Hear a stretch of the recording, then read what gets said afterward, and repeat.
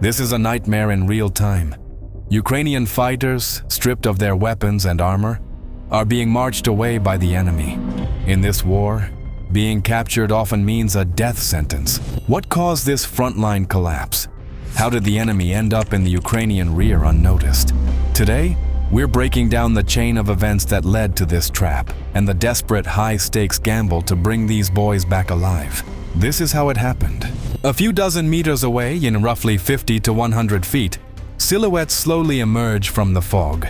It's another group of Russian assault troops in full kit, moving toward the building where the Ukrainian fighters are being held. They're closing in on the village house, gripping their tuned-up AK-12s.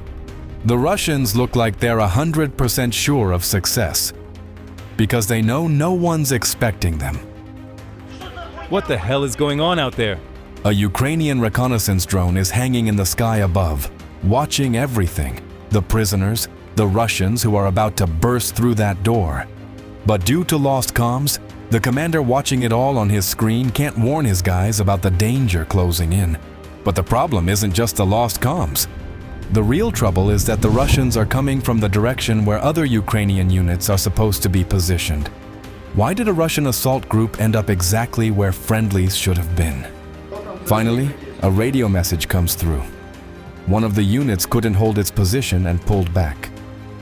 Where friendlies once stood, there's now a gap, and the Russians are already pouring through it like water through a blown dam.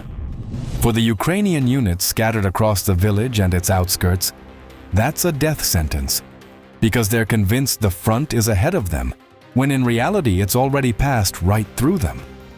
When the enemy comes from behind, positions stop being positions and turn into traps. Routes of withdrawal get cut off, groups lose contact with each other, and in the chaos, the worst things start to happen. What's going to happen to the guys now? Breakthroughs like this are usually handled by specialized units, but this time they'll have to stop the wave themselves because there's no time to wait for anyone, and that wave is already rolling. While commanders scramble to figure out the scale of the disaster, they still need to get their guys out of that building. But how? We've got cluster munitions. Let's at least hit them once. If you've never seen what artillery support looks like up close in a near-contact fight, hit like and subscribe to our channel, because what you're about to see is absolutely worth it. Thank you. So the Russians begin clearing the building, and they're doing it by the book. A grenade goes into the shed next to the house, then another. The Ukrainian soldiers inside the house are next, but in the next moment, help suddenly drops in from the sky. A godsend. The trick works because two Russian assault troops break and run away from the house. While the Russians are moving across the field, the Ukrainians manage to get an FPV drone in the air, and it runs them down. But you're probably wondering, how safe is it to call in artillery when your own guys are right there? Here's the thing. Cluster munitions are extremely effective against enemy infantry, even when they land close to your own positions. But only if your fighters are under cover, and the enemy's fighters are out in the open. And you've got to admit, giving that order takes serious guts. Drop a comment below. Would you have made that call if you were confident in your artillery crew's skill? But the adventures of the Ukrainians inside that house aren't over yet, because it's clear that someone else has eyes on this battlefield. Not just Ukrainian recon UAVs. A few minutes later, Russian drones start arriving at the house, and step by step they begin methodically tearing apart the cover the Ukrainian fighters are sheltering in. That's already the second strike on our house. The only thing saving the Ukrainians is the clay walls. Turns out, those old houses built from clay 100 years ago absorb shrapnel better and hold up against blast waves far more effectively than modern brick buildings. This clay shack took 30 FPV hits. Yeah, some walls collapsed, there are wounded, but all the guys are alive, all 6 of them.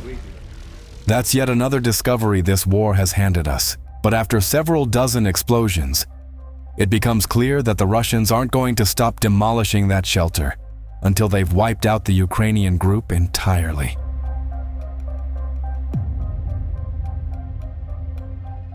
Under cover of a smokescreen, the fighters break out of the building and make it to a neighboring house.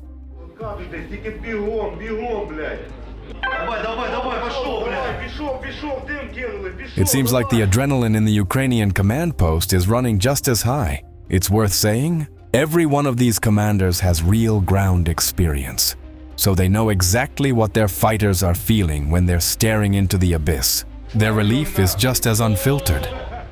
But at that very moment, when they could finally enjoy the first good news of a brutal day, a Ukrainian drone spots something terrible.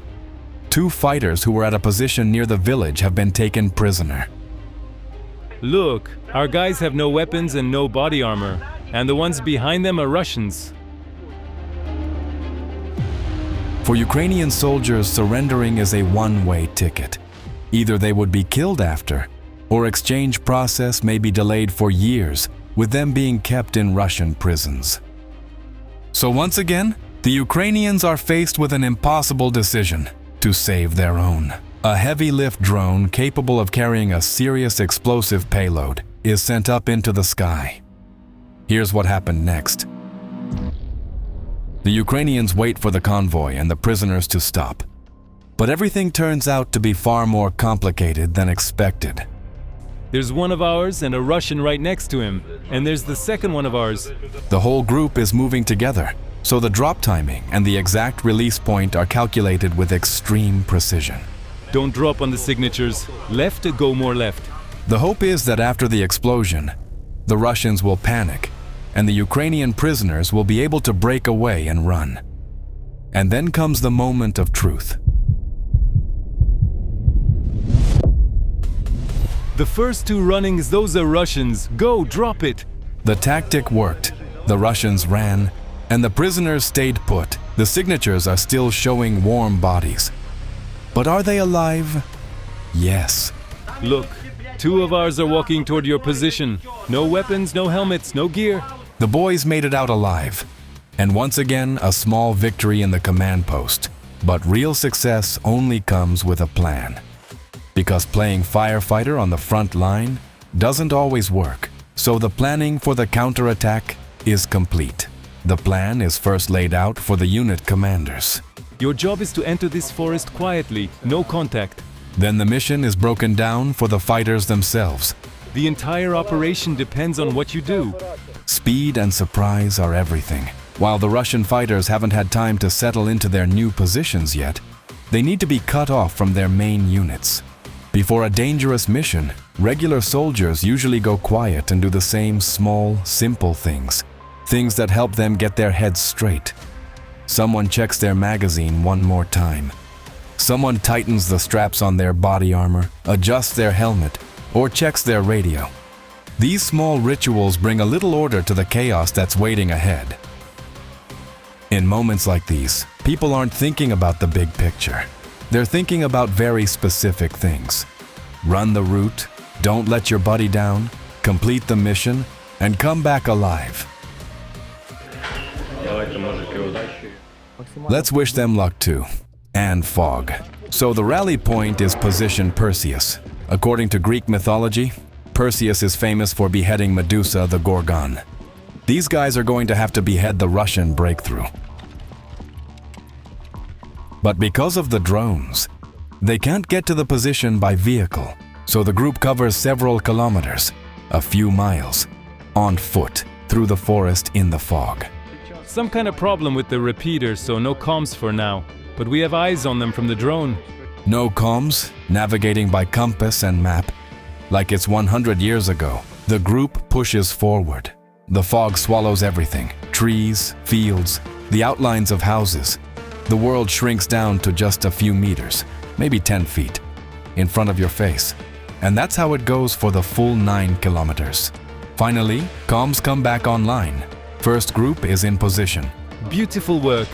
Rest up for 20 to 30 minutes. Once all groups reach their starting positions, the assault begins. A drone spots the first Russian hiding in the bushes. Probably a lookout. A drone strike is cleaner than a burst of automatic fire, because on the front line explosions never stop, so nobody pays attention to them. Whereas the sound of an automatic weapon immediately signals that people are there. Then the bloody work begins. Footage we can't show you due to YouTube's policies. But drop a comment below. Would you want to see more of what's happening on this stretch of the front? The Ukrainian speed and surprise prove decisive. The positions are retaken. Some of the Russians stay in that forest forever, thousands of kilometers from home, and some surrender and are taken prisoner. Of course, the Ukrainians took casualties too, but they are defending their home, and that has no price you can put on it. Tell us in the comments, which moment in this battle hit you the hardest, the artillery call or the drone rescue operation? And if this felt too small scale for you, check out these playlists. You'll find much larger operations from this war. Stay safe and support Ukraine.